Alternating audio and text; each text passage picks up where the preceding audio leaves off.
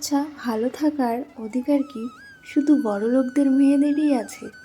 গরিবদের মেয়েদের কি ভালো থাকার কোনো অধিকার নেই? তারা কি কোনোদিন কোনো ভালো কিছু পড়া, কোনো ভালো কিছু খাওয়া, ভালো ঘোরা এগুলো করতে পারবে না? এগুলো কি শুধুমাত্র বড়লোকদের জন্যই? না, এই কথাটা না খুব জানতে ইচ্ছা করে। কিছু মানুষ ভাবে যে আমরা বড়লোকের মেয়ে, আমরাই শুধুমাত্র ভালো থাকবো, ভালো পড়বো, ভালো খাবো, ভালো ভালো জায়গায় ঘুরবো। আমরা গরিবের মেয়েরা সেটা যদি করে থাকি বা করি, সেটা তারা কিছুতেই মেনে নিতে পারছে না।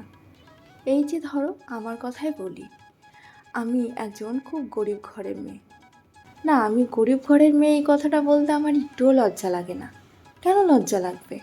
আমার বাবা তো চুরি ডাকাতি করে আমাদেরকে বড় করেনি। সে নিজের উপার্জনে আমাদেরকে বড় করেছে। তার উপার্জনটা অনেকের তুলনায় কম ছিল। হ্যাঁ, সেই জন্য সে গরিব ছিল। এই যে আমাকে না অনেকে সহ্য করতে পারছে না। আমি তাদের কোনো ক্ষতিই করিনি। তাদের সঙ্গে আমার খুব ভালো সম্পর্ক উপরে উপরে। সবাই খুব ভালোবাসে। সবাই এমন ব্যবহার করে যেন তারা আমার খুবই কাছের। আমিও সেটাই ভাবি যে তারা হয়তো আমার খুবই নিজে। কিন্তু আমার ভাবনা যে একদমই ঠিক নয়, সেটা আমি নিজেই ভুলে যাই। অনেক মিশুকে হয়ে বুঝলাম যে মানুষের ভিতরে একটু অহংকার থাকাটাও খুব দরকার। না হলে না সবাই সস্তা মনে করে। আমার বাবার বাড়ি দিয়ে চাঁদের আলো দেখা যায় না, বেড়ার ফাঁকা দিয়ে বাইরে সব দেখা যায়, সেইগুলো পরের কথা। কিন্তু আমার বাবার বাড়ি না আমার কাছে স্বর্গ। হ্যাঁ, আমি এখন যেতে পারি না, সেখানে থাকতে পারি না, কিন্তু সেই জায়গাটা আমার কাছে সারা জীবনের জন্যই স্বর্গ হয়ে থাকবে। অনেকে এরকম বলতে পারে যে তুমি তো তোমার নিজের যাওয়া আটকেছো। সেটা তো বটেই, আমি আমার নিজের যাওয়াটাকে আটকেছি। তার মানে এটা নয় যে আমি আমার বাবা মাকে ভালোবাসিনি। হ্যাঁ, আমি আমার বাবা মার বিরুদ্ধে বিয়ে করেছি, তাই বলে তো আমি আমার বাবা মাকে ভালোবাসি না বা বাসি না এখনও, এটা তো একদমই না। আমি জানি আমার চারপাশে অনেক ধরনের লোক আছে, তারা অনেক রকমের কথা বলবে, সবটাই জানি। এটাও জানি যে সবার কথা কানে নিতে হয় না। কিন্তু জানো তো, কিছু কিছু কথা আছে না, কানে নিতে না চাইলেও বুকে এসে আঘাতটা লাগে তাদের কথাগুলোতে। অনেক ছোট থেকে অনেকের কাছেই অনেক রকমের কথা শুনেছি। প্রথমত বাবার টাকা নেই, দ্বিতীয়ত মা নেই, তৃতীয়ত আমি একজন মুসলিম ঘরের মেয়ে। তো এই সব কিছু মিলিয়ে না ছোট থেকে আমি অনেক কিছু ফেস হয়েছি, অনেক কিছুর মুখোমুখি দাঁড়িয়েছি, অনেক রকম কথা শুনেছি। বলে না ম্যাচুরিটি হয় বয়সের সাথে, কিন্তু একদমই না। জানো তো, যারা যত প্রবলেম, যত কথা, যত লোকের সম্মুখীন হবে, তাদের ম্যাচুরিটি তত তাড়াতাড়ি হয় আর অনেক হয়। এই 27 বছরে এসেও একটা জিনিস খুব ভালোভাবে আমার কাছে ক্লিয়ার হলো, যেটা বাবার টাকা থাকাটা খুব দরকার।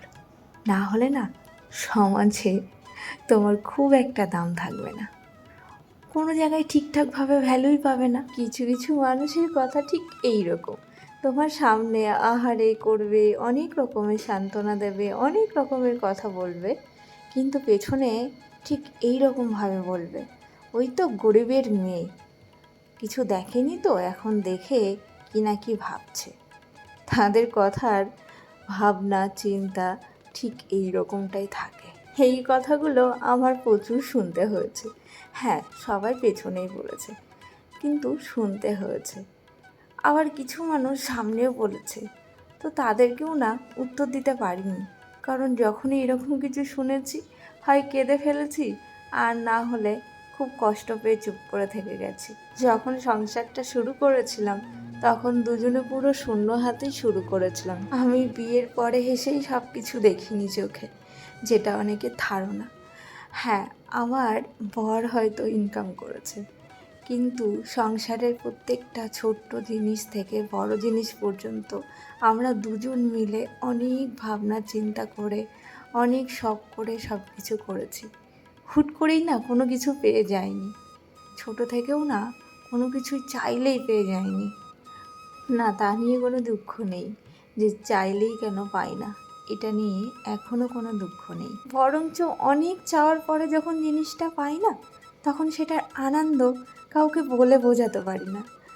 হয়তো এটাতেই অনেকের এরকম মনে হয় যে কোনো দিন দেখিনি বলে তাই এখন এরকম মনে হচ্ছে। ছোট থেকেই না খুব ইচ্ছা হতো যখন কোনো দুস্থ মানুষদের দেখতাম যে আমাদের থেকেও খারাপ অবস্থা, রাস্তাঘাটে পড়ে আছে, এক মুঠো খেতে পারে না, গায়ে ভালো জামা কাপড় নেই, তখন থেকে মনে হতো যদি কোনো দিন সম্ভব হয় এই মানুষগুলোর জন্য কিছু করব। জানি না কবে সেই সম্ভবটা হবে, কিন্তু এখন যে জায়গায় দাঁড়িয়ে আছি একটু হলেও এই মানুষগুলোর মুখে কিছু তুলে দিতে পারলে বা হাতে কিছু তুলে দিতে পারলে এতটা আনন্দ হয় সেটা হয়তো কাউকেই বলে বোঝাতে পারবো না। আজ সকাল সকাল সেই কারণেই বেরিয়ে পড়েছি। আজকে ভোট, আজকে হচ্ছে 1 জুন। সকাল বলো আর বিকাল বলো কলকাতার রাস্তা ফাঁকাই থাকে না, কিন্তু আজকে যেহেতু ভোট তাই একদম দেখছি সকাল থেকে গাড়ি নেই, লোক নেই, রাস্তা পুরো ফাঁকা। কাল রাতে এই জন্যই সব কিছু গুছিয়ে রেখেছিলাম। এখন আমরা যাচ্ছি পায়রাডাঙ্গাতে। পায়রাডাঙ্গাতে যাচ্ছি তার কারণ আমি এর পরের ভিডিওতেই তোমাদের সব ডিটেলসটা বলবো। আমি এই ভিডিওতে সবটা বলতে পারছি না, শুধু এইটুকুই বলবো পুরো ভিডিওটা দেখো আর সাথে থেকো। আর ভালোবাসা দিও, যদি সত্যিকারে ভালোবাসা দিতে পারো তাহলেই দিও, মিথ্যা অভিনয়ের ভালোবাসা না দিলেও চলবে, এগুলো আমার অনেক আছে। ইটানগর স্টেশনে চলে আসলাম, আসার পরে ট্রেনের জন্য ওয়েট করছিলাম। আর সকালবেলায় এত রোদ, এখন বাজে ওই 8টা মতন। আমরা বেরিয়েছিলাম অনেক তাড়াতাড়ি, কিন্তু এই গাড়ির জন্য অনেকটা লেট হয়ে গেল। পায়রাডাঙ্গাতে যখন যাচ্ছি তখন তো একটু বাড়িতেও যেতে হবে, শুধু একটু বাড়িতে না, অনেকগুলো কাজও আছে। সেই সব কাজগুলো একদিনে করে আসবো এটাই চিন্তা ভাবনা নিয়ে যাচ্ছি। জানি না কতটুকু কী করতে পারবো, কিন্তু যখন যাই তখন এরকমটাই হয়, কারণ হাতে সময়টা খুব কম থাকে। ট্রেনে 1.5 ঘন্টা জার্নি, বাচ্চা মানুষ একদম বসে থাকতেই চায় না, অনেক বায়না করে, দুষ্টুমি করে। তো ওই কারণে আসার সময় ওর 2টো খেলনা নিয়ে এসেছিলো, সেগুলো নিয়েই ট্রেনের মধ্যে টাইমটা পাস করছিল। যখন খেলনা নেমে পড়লো আমি তখন আর কিছু বললাম না, কারণ দেখলাম সত্যিই তো এতটা রাস্তা আমাদের বড়োদেরই ভাল লাগে না, বোরিং লাগে। তো ও যদি একটু খেলনাগুলো নেয় ওর ভালো লাগবে খেলা করতে। আমরা চলেও এসেছি, আর পালপাড়া স্টেশনে ও নেমে যাবে, নেমে বাড়িতে যাবে, ওই কারণে গেটে গিয়ে দাঁড়িয়ে আছে। আর আমরা বসে আছি কারণ আমরা পায়রাডাঙ্গাতে নামবো। ও বাড়িতে যাবে, গিয়ে তারপরে একটা কাজ আছে বাড়িতে, সেই কাজটা করে পায়রাডাঙ্গাতে স্কুটিটা নিয়ে চলে আসবে। এখানে সারা ভীষণ কান্না করছিল পরে, কারণ ওর বাবাকে কিছুতেই ছাড়বে না, ওর বাবার সাথেই যাবে। তো এটাই বলছিল যে আমি পাপার সাথে যাব, আমি তোমার কাছে থাকবো না। আসলে মেয়েরা একটু বাপ ভক্ত বেশিই হয়, যতগুলো মেয়ে দেখি সবাই দেখি একদম বাবা বলতে পাগল। আর এমনিতেই যেহেতু মায়েদের কাছে বাচ্চারা বেশি থাকে, তো সেই কারণে বকাবকিগুলো মায়েদের থেকেই কিন্তু বেশি খায়। আর এই কারণে কিন্তু বাচ্চাগুলো এই কথাটাও বলে থাকে যে তুমি আমাকে ভালোবাসো না। সারা সব সময় এই ধরনের কথা বলে, ওকে যখন বকা হয় কাঁদতে কাঁদতে বলবে তুমি আমাকে কম ভালোবাসো, বাবা আমাকে বেশি ভালোবাসে। আজকে গরমটাও দিয়েছে, খুব বাজে একটা গরম। আসলে ওয়েদারটাও দেখে মনে হচ্ছে বৃষ্টি হবে বৃষ্টি হবে, যে কারণে একটা ভাবসা গরম লাগছিল।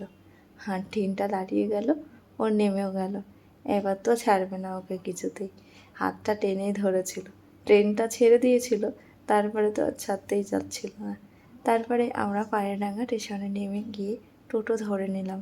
চলো, পায়রাডাঙ্গাতে কেন আসলাম, কী করতে আসলাম সেটা এর পরের ভিডিওতেই তোমাদেরকে জানাবো। এখন তাহলে বাই, সবাই খুব ভালো থেকো আর সাবধানে থেকো, আর আমার সাথে থেকো। টাটা।